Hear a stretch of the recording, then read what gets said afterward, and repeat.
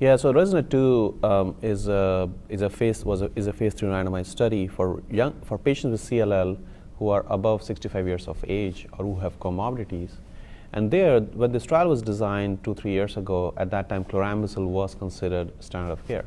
So the investigators of the trial randomized the patients, half of the patients to get chlorambucil, and half of the patients received ibrutinib, both as monotherapies. And the data which was reported at the ASH meeting and also is published in New England Journal of Medicine shows that patients who received ibrutinib had substantially higher overall response rate, complete response rate, had much higher progression-free survival, and also, importantly, they were living longer, so there was a benefit in the overall survival.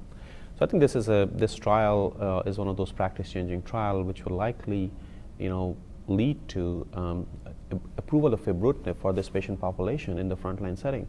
And I think that will then dramatically change how patients are receiving care in terms of the target therapies for patients with CLL, and also change, I think it will be a paradigm shift, another paradigm shift for patients with CLL, and for clinicians to understand how to incorporate ibrutinib now in the frontline setting, which all patients to use that. So I think this is a very important trial, which again, the results are not surprising because that's what everyone expected, but I think it's very good to see what's been reported with such a high response rates. And one of the things that I liked about the trial is that it had a built-in crossover. Exactly. So when patients progressed, it wasn't, Right. the only way you can prove overall survival advantage is letting people die on one arm. Sure, So this, sure. which is an ethical problem. Right. So right. it was nice to see that, even if it muddies the statistics Exactly. for overall survival, Exactly, So exactly. that was very nice. Now, one of the things that struck me is these are an older group of patients or patients with comorbidities, Right. but most of them could stay on the drug. Right. So tell me about some of that and the adverse events that you found Right. in this. So I think the adverse event profile appeared similar to what has been described in the relapsed refractory setting for patients with CLL.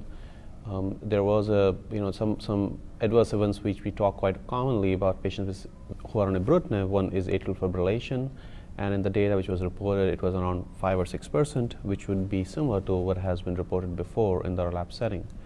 They also reported major hemorrhage, which is again a thing which occurs with patients on ibrutinib, and again the rate was less than 5%, which again would be similar to what has been reported in the relapse setting.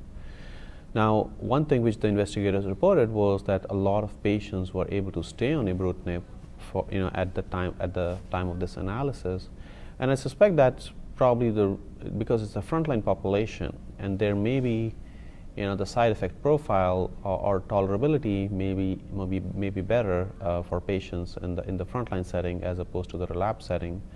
But I think a longer follow-up of this trial would really be, I think, change how we practice, because if we see that no new toxicities are emerging, there is no increase, there is no Richter's transformations occurring, and the patients are able to stay on the drug, a majority of the patients, 3, 4, 5 years down the line, I think that will really a huge improvement for patients with CLL.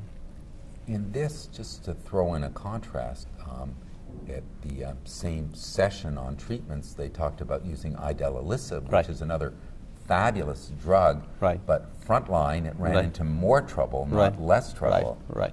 Well, so that's kind of that's a very very interesting comparison. That idelalisib, which again is an approved drug for patients with CLL in the relapse setting, the investigators at Dana-Farber Cancer Center used idelalisib in combination with ofatumumab for frontline therapy for patients with CLL, and they had initially a run-in 2 months of idelalisib alone, and during that time they found a lot of liver toxicities with increase in the liver function tests. And the authors postulated, and they very elegantly showed, that it may be an immune-mediated effect of idelalisib.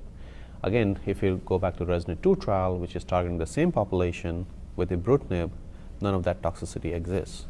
And that's why you would think, okay, a drug's great in the relapsed refractory setting, it's going to be even better frontline. Right. But that's why you have to do the trials, Right. because sometimes you get a surprise Right. when you make something that seems like an obvious shift. Right. No, and I think that's a point well taken, because I think this is probably the investigators and the company sponsoring the trial never expected this finding, that in the frontline setting they will run into such big issues in terms of the immune-related toxicities. And then also I think that cautions us, and I think it should caution the investigators that, the combination trials, you have to think a lot about what to combine, because these drugs can have some side effects, maybe immune-mediated side effects. Well, I'm very excited about the prospect of ibrutinib moving frontline. Sure. I think that will be a game-changing. Absolutely, Yeah. absolutely. Any final thoughts from Ash that you'd want to, as a physician and a Right. researcher, Right. share with patients who are struggling with their CLL that you'd want to Sure. say to them? Well, I think, as has been for the last several years, I think there have been lots of new things coming along in patients with CLL treatment options. So we just discussed about the RESONATE-2 data, ibrutinib coming along likely in the frontline setting. Now there's another drug called venetoclax, previously known as ABD199, which again in the trials are showing very encouraging results. And the data with venetoclax was also reported in New England Journal of Medicine yesterday. So I think, and that is another very encouraging drug with huge prospects, I think, for patients with CLL, and I hope that we see approval of the drug in the next year or so. And then I think there's a lot of new things in CLL are pointing out to the immune-based therapies, and there is a lot of preclinical data which is being reported with the immune checkpoint blockade, which have already established a role in solid tumors, but I think they are making headway into the heme malignancies. It remains to be seen whether that will be an effective strategy for patients with CLL, and there are already trials ongoing. So I think in the next 1 or 2 years, I think we'll see another big change, paradigm shift for patients with CLL, as some of these drugs either have attained new indications or new drugs get FDA approved. And I think then we have to sit down again and talk, okay, what's the new standard of care for patients with CLL? Dr. Jain, thank you so much. Thank you very much. Thank Thanks. you.